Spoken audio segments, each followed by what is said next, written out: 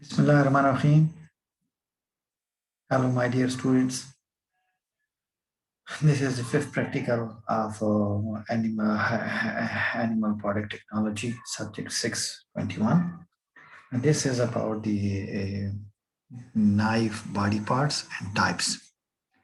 And knife is one of the very important tool of slaughtering and meat processing equipments or procedures. So during this slaughtering and processing procedures, knife is one of the very important tool. Therefore, the selection of knife and the right knife is very important, that one should have right knife in their hand during different processing and operations. If you choose a wrong knife, it may hurt you as well as if it may exhaust you if you choose a wrong knife. So there are different types of knife, and we will discuss in today's lesson what are different types of knife, what are the body parts of a knife, like we did the cow's body parts, and see which part is important in terms of meat production and in terms of tender meat and in terms of hard meat and tough meat. Similarly, the parts of a knife is important to understand the logic and the principles of choosing a right knife. So as I said, one of the most important cutting tool is knife. And so if somebody asks you to define a knife, then a knife is a cutting instrument with a sharp edge blade set in a handle. This is a parts of a knife. If you look at this, the knife has a blade, a big blade. Sometimes that blade extended towards the handle side and fixes in the handle with these rivets. These are steel nails inside this handle and the tangent area of that blade. Blade is put all together by this rivet. Then there is a butt area. This is the external handle side, sometimes used to as a butt, considered as a butt and used to push or something with a hit. The rear guard, this area, protects the holding of the knife firmly in your hands. If sometime during the skinning and slaughtering process, the knife get lubricated due to the fats on the body, and hands also get lubricated due to the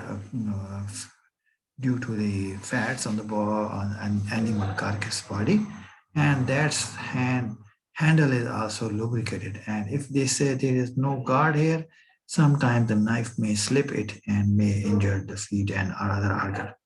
That's why the standard knife have a rear guard on that side. Similarly, the knife has a front finger guard as well. This front finger guard also protect your hand to slipping in towards the blade side so that it may not hurt you. That's why the finger guard, this area is usually very blunt and very thick. And the upper area of this is called as a bolster, and this lower area is very blunt and thick. That's called as a front finger guard. So the handle is usually made up of either plastic. Sometimes some of the handles are made up of glass. Some of the handles are made up of wood. Sometimes some of the handles are made up of this the same iron material, okay, or steel material. So different handles types are available in the markets, but I would prefer that you should always buy the handle with the plastic ones because it is a non-conductor. Sometimes it is non-conductor and it is not very get cold and not get very hot uh, usually. That's why the plastic one, and it is non-porous, so the germs cannot enter inside the handle. As compared to the wood one, the wood one sometimes are porous, and with the passage of cleaning and in hot water, sometimes the wood get cracks, and the penetration of the fats and blood and other residues, animal tissues residues inside those cracks may attract the germs to live inside the knife. And the knife is carried by a butcher, so the butcher hands will also carry those germs. That's why I always prefer and recommend that the knife should be of having a plastic handles and must have a front finger guard to protect your fingers to slipping into towards the blade side. Then with the finger guard, there's another small area, and this area, if you see this pointed arrow, this area is a bit blunt area. So that's called as heel of the knife. So heel of the knife is important because if accidentally your fingers come up to here, it may not get hurt. That's why this area is blunt. Then the cutting edge is from this blunt area, starting from the end of blunt area till the tip is considered as the cutting edge. But the curve where you see that slight curve in your knife blade, that is called as belly of your knife. And then the shoulder are the place where the upper side of the spine and the lower side of the edge combines together. This is normally considered as uh, tip is the area, and the point is this, that point where these two spine and the belly the cutting edge meets, that is considered as point. Then overall is the spine. Spine is like the back of the knife. So back of the knife has an important play role in cutting. If the black back is a very thin, then the knife will bend and knife will not cut in a smooth way. And if the knife is very thick, the spine is very thick, it has a weight, and due to that weight, the knife is you helps and facilitates in cutting. So the blade, the size of the blade, and the shape of the blade, and the material which is used in the blade are also very important. And we are going to discuss that one by one. Mm. So knives are available in variety of shapes and sizes and a different designs and different purpose. So what things you need to consider when choosing a knife? One of the most important thing when you are choosing a knife, that you should must clear that what that knife will be used for. If that knife is going to use for cutting a bread or cutting tomatoes, you don't need a very expensive knife. You can have a very simple and ordinary knife which can help you. I will show you some of the knives, some of the shape of the different knives. So these knives can be utilized for ordinary purposes. But if you are going to cut the bones or to remove the fat, remove the muscles from the bone, then you need not an ordinary knife. You need a boning knife to debone and remove the muscles from the bone. And sometimes if you are removing the hide from an animal, then you need a skinning knife. A skinning knife is slightly different from this an ordinary knife. So if you have the skinning knife, the work will be much more easier, and the skin will not bruise or wound or cuts, and the knife itself is not going to hurt you, and you will feel relaxed after you will feel not exhausted after cutting the whole cow or two cows in an hour. Okay. So choosing one of the important thing is the purpose of the knife. That's one you are clear that what is my purpose of buying a knife. If you are living in a hostel and you need to cut your vegetables or some salad, that's why you need an ordinary simple knife. So that's your purpose. If you are a butcher and working in a abattoir and you need a different knife. So that's why one of the important thing in choosing a knife is the purpose of the knife. That what I will do with that knife. Secondly, is the type of blade material. That blade is made up of what? Normally, you might have seen that deer, deer area, the knives are prepared in the deer area, and they are very famous as well. But since these deer area knives are made up of iron and not pure steel. That's why they get rusted very easily. But pure iron and having no steel component or carbon component in it will get rusting characteristics very easily. So some there are different materials which are used for making the blade of the knives, such as the steel, uh, simple iron, steel, then ceramics knives are there, glass knives are there, plastic knives are there, gold knife is there, aluminium knives are there, and there are certain titanium is another metal which is used for making knives. And these knives are light in weight, but strength-wise they are strong and very hard as it is made up of steel knife. Okay, so the third is the blade shape. And the shape of the blade is very important in facilitating for what purpose that knife is used for. For example, boning knife has a different shape. The normal house knife has a different shape, and the sticking knife has a different shape. So different knives have different shapes. Number four is the blade thickness. So the purpose will determine that how thick should be the blade, particularly the spine area of the blade. How much thick should we have that one in serving the proper purpose. So if you are using a boning knife and the knife is not so thick, it may get bent when you are cutting the meat from the bones, especially vertebral column bones. Huh? Then the blade length. So how much should be the length of a blade? That also facilitates you for what purpose you are going to use that knife. Bread knife usually you might have seen in the bakery shop. That is 24 to 30 inches long, which is going to cut big bread into small bits. Huh? So similarly, the pizza cutting knife is sometimes it's a disc shape, and that knife is different. That's only can cut pizza. Okay, so the length of the blade is important in determining the purpose of the knife.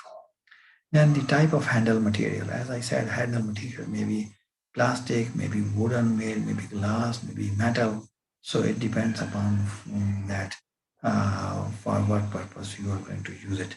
Normally, people have the conventional knives have the wooden handles, and the manufactured industrial knives are having plastic handles. But some people do have very nice a handle knife on their personal demand. They request the factory, and on customized setting they get those knives which is having maybe the gold handle and maybe the platinum handles, maybe some other very important material handles. And some by sometime they put names and diamonds on inside this plastic, and the uh, inside the plastic or inside the wood to make it more attractive. Okay, so shape of the handle is also important, and to make it more fascinating and to make it your attachment to that knife, the handle shape is also make it attractive. uh, so this is different types of knife. You can see this peeling knife. You can cut an apple with it, or you can cut a banana with it, but you can't cut a throat with it, a throat of a cow particularly. Okay. Similarly, that knife is having two handles to hold on, but that knife is used only to cut the meat into small pieces, or mincing knife. Okay. Then there's this big knife is bread knife. So bread knife is also used not only for bread, but you can also use this knife for cutting the tomatoes, because these small edges, sickle-like edges, are helpful in cutting the tomatoes. See, this is another shape of the small knife, which is good for cutting the tomatoes.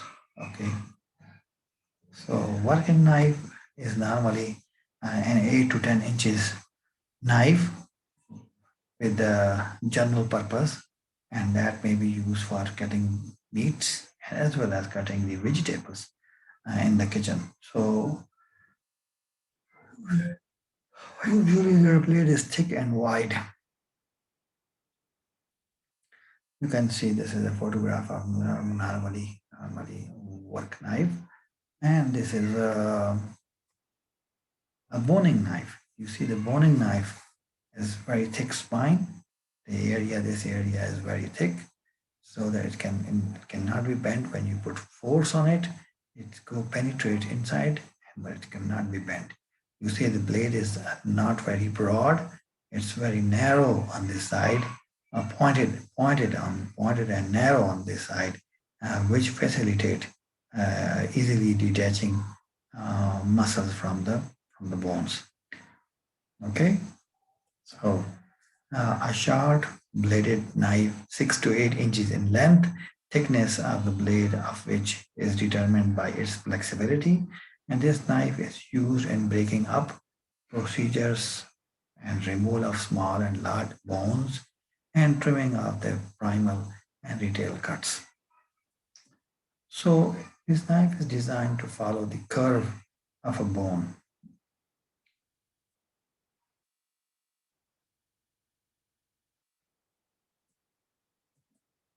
Now, steaking knife, steaking is just like steaks are just like आपने देखा होगा bread का जैसे slice होता है एक जब रोटी का एक स्लाइस होता है दैट्स सिमिलरली सो बीफ के भी ऐसे स्लाइस बन सकते हैं सो दैट मेकिंग उसको स्टीक्स बोलते हैं so that is sticking knife is a big knife 12 to 14 inches long होगा उसका ब्लेड एंड जनरली थिन होगा वर्किंग नाइफ से लंबा और बड़ा होगा स्लाइसिंग के लिए बोनलेस मीट को बनाने में काम आता है. So these are normally photos of two sticking knives. So this is now sticking knife. There's two different terms. One is steaking, S-T-E-A-K, steaking, okay? And this is sticking knife. This sticking knife is um, used only for sticking in the throat, okay? जो वो काट देते हैं इसको brisket के area को, तो फिर इस नाइफ से वो अंदर करके पेनिट्रेट करके मेन दिल के ऊपर जो रगे हैं aorta उनको ये काट देते हैं so that the animal bleeding starts. ठीक है, सो इसको स्टिक करना कहते हैं. Stick, STICK. So the sticking knife has both edges very sharp. This edge is very sharp. This is another knife called as your animal is skinned when slaughtered, and then skin removal purposes this knife is used. It has a curvature in the blade. You see this curvature facilitates in removing the skin quickly. You can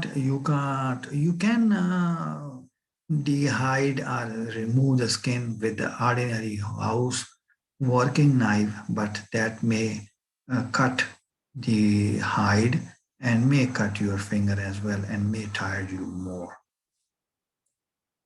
Okay, so then there is a meat cleaver.